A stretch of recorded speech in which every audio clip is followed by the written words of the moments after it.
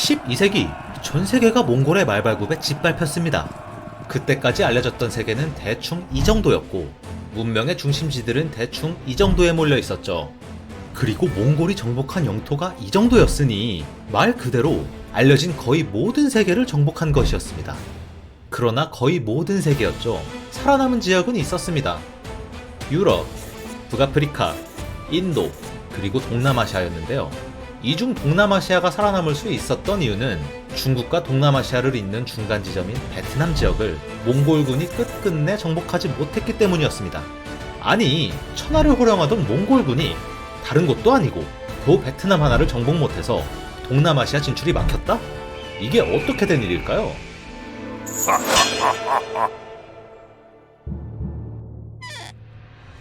서기 10세기 중반 정부령이라는 사람이 베트남 지역을 통일하고 국호를 대월로 정하면서 베트남의 독립적인 역사가 시작됐습니다. 대외적으로는 송나라에 조공을 바치며 신하를 자처했지만 내부적으로는 군주를 왕이 아닌 황제라 칭하고 독자 연호를 사용하는 등 스스로를 황제국으로 여겼습니다. 그뿐 아니라 사서에서도 송나라로 조공 보내는 것을 여송이라고 하여 그냥 송나라에 간다라고 애둘러 표현했을 정도로 본인들을 중국과 대등하게 생각하기도 했습니다. 또 베트남 사람들은 중국을 북국, 자신들을 남국이라고 부르며 라이벌처럼 여겼는데 19세기에는 청나라가 자기네 이름을 대청이라고 하니까 질 수 없다면서 국호를 대남으로 고치기까지 했죠. 몽골이 대제국을 읽었지만 베트남도 그에 못지않게 정신무장만큼은 만만치 않았다는 거 알 수 있겠죠? 13세기 중반 몽골 세력은 총 3차례에 걸쳐서 대월, 지금의 베트남을 공격해왔습니다. 1차 침입은 본격적인 공격은 아니었어요. 중국에서 아직 남송이 끈질기게 버티고 있었기 때문에 남송을 쌈 싸먹기 위해서 몽골은 서쪽과 남쪽에 거점이 필요했습니다. 그런 상황에서 일단 지금의 운남 지방에 있던 대리국을 멸망시켰죠. 그리고 1257년 남쪽에서도 동시에 공격하기 위해서 대월에 요구합니다. 야, 대월아, 지금 남송이 몸빵에 너무 세서 그런데 후방에서도 좀 공격을 해야 될 것 같다. 너넨 안 건드릴 테니까 잠깐 길만 좀 비켜줘라. 그러나 이 말은 당연구라고 남송 다음은 당연히 자기네들 차례라는 걸 알고 있었던 대월은 뻑큐를 날렸고 몽골군은 3만의 군대를 이끌고 바로 쳐들어왔습니다. 몽골군은 대월의 수도인 탕롱, 즉 지금의 하노이를 순식간에 접수했지만 무더운 날씨와 풍토병 때문에 금방 지쳐버리게 되는데요. 이에 자진해서 철수를 하게 됩니다. 그리고 이때를 노린 대월의 군대에게 반격을 당해 큰 피해를 입게 되죠. 그러나 당시 몽골의 제1과제는 남송을 멸망시키는 것이었기에 일단 대월과 화평을 맺고 물러나게 됩니다. 이후 몽골 제국은 몽골족의 전통에 따라 여러 칸국으로 나뉘어 상속되었고 중국은 칭기즈칸의 손자인 쿠빌라이 칸이 물려받았습니다. 쿠빌라이는 엄청난 인구와 뛰어난 문화를 가진 중국인들을 효율적으로 지배하기 위해 다른 칸국들과는 달리 중국식 이름을 가진 원나라를 세웠고 마침내 1279년 남송을 지도에서 완전히 지워버리면서 몽골 제국의 대칸인 동시에 중국의 유일한 황제로 등극하게 됐죠. 이후 원나라는 중국 밖으로 눈을 돌리기 시작했습니다. 현재의 베트남은 위아래로 길게 뻗은 하나의 나라지만 이때까지만 해도 북쪽만이 베트남의 영역이었고 남쪽에는 참파왕국이라고 하는 전혀 다른 인종과 문화를 가진 나라가 있었는데요. 원나라는 동남아시아의 무역을 장악하기 위해 참파왕국의 협조를 요구했습니다. 그러나 참파가 이를 거부했고 원나라는 참파로 원정군을 파견하기로 하죠. 해로보다 융로가 익숙했던 원나라는 이 과정에서 다시 한번 대월에 요구를 합니다. 대월아, 남송은 됐고 이제 너네 밑에 있는 참파를 좀 참교육시켜야 될 것 같은데 바다로 가면 너무 힘드니까 길 좀 비켜봐라. 군량미도 좀 준비해놓고. 그러나 참파가 멸망하면 그 다음은 당연히 대월 차례겠죠. 그래서 다시 한번 대월은 뻑큐를 날립니다. 어쩔 수 없이 원나라는 일단 바다를 통해서 참파를 공격했죠. 그런데 이 참파가 생각처럼 순순히 항복하지 않았습니다. 왕이 산으로 대피해 끝까지 저항하면서 버텼죠. 이 때문에 원나라군은 본국으로부터 지원군이 필요하게 됐습니다. 그런데 지원군까지 배 타고 오면 힘드니까 마지막으로 대월에 또 요구를 합니다. 야, 마지막으로 말한다. 우리 지원군 오게 길 열고 군량미 내놔라. 진짜 마지막이다.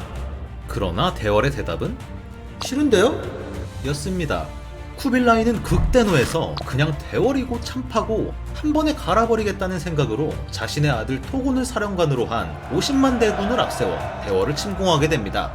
1285년 수도 탕롱은 다시 한번 함락되었고 이번에는 정말로 멸망 직전에 몰리게 되었죠. 당시 대월의 군사들은 몽골놈들을 죽이자는 의미로 살달이라고 쓴 문신을 팔에 새겼었는데 몽골의 장군 오마르가 이에 극대노하여 포로들을 사륙하는 일까지 있었습니다. 몇몇 황족과 귀족들은 이미 원나라에 항복했고 대월 황제였던 인종도 끝내 항복을 하려고 했습니다. 그러나 절체절명의 순간 베트남의 이순신이라고 할 수 있는 명장 쩌능다오 장군이 등판합니다. 쩐 장군은 항복하시려거든 신의 목부터 베소서 라며 인종을 설득했고 이에 인종도 결사항전으로 마음을 바꿨다고 전해지죠. 개쩔죠? 아 죄송합니다. 쩌능다오 장군은 직접 호소문을 써서 대월의 젊은이들에게 돌렸습니다. 쿠빌라이의 머리를 대궐 아래 매달고 토곤의 살점을 장안 한복판에서 썩게 하자 는 분노에 찬 호소문은 대월의 청년들을 감복시켰고 25만의 병력이 집결하게 되면서 상황은 반전되기 시작합니다. 쩌능다오의 대월군은 정글과 산지를 이용한 게릴라 전술로 원나라 군대를 괴롭히며 반격을 가했는데요.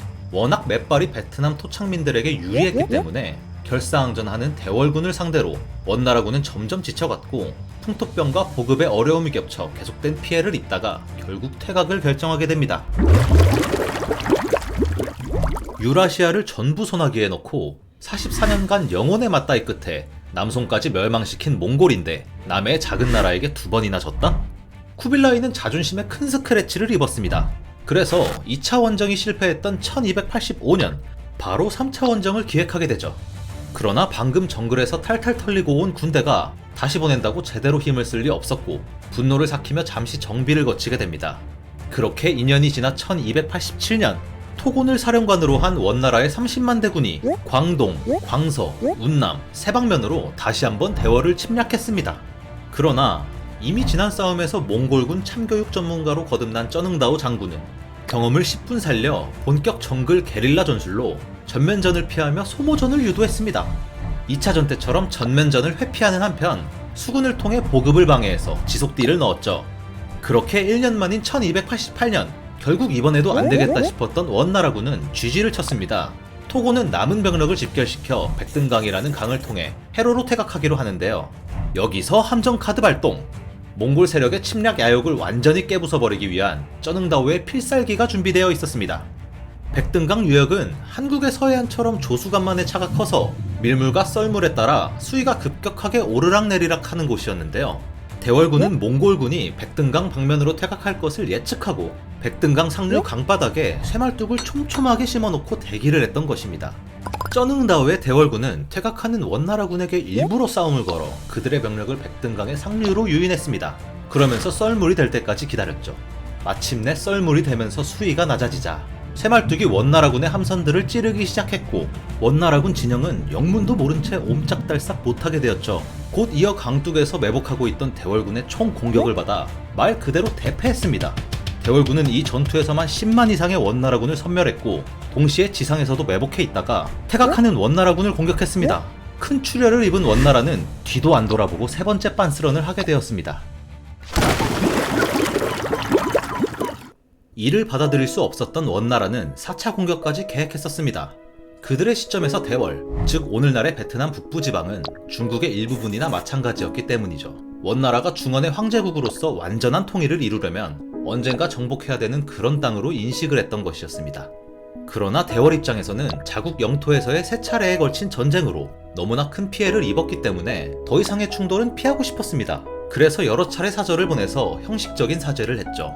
그러나 분이 안 풀린 쿠빌라이 칸은 끝까지 대월을 정복하려고 했습니다. 하지만 1294년 쿠빌라이 칸이 죽으면서 이는 흐지부지 되었고 이후 두 나라는 어느 정도 관계를 회복하게 됩니다. 원나라는 다시는 베트남 지역을 침략하지 않았고 14세기까지 적대하지 않으며 친하게 지냈죠. 역사상 최강의 제국이었던 몽골군, 원나라의 공격을 근성과 전략을 총동원하여 3번이나 막아냈다는 사실은 지금도 베트남 사람들에게는 엄청난 자랑거리입니다.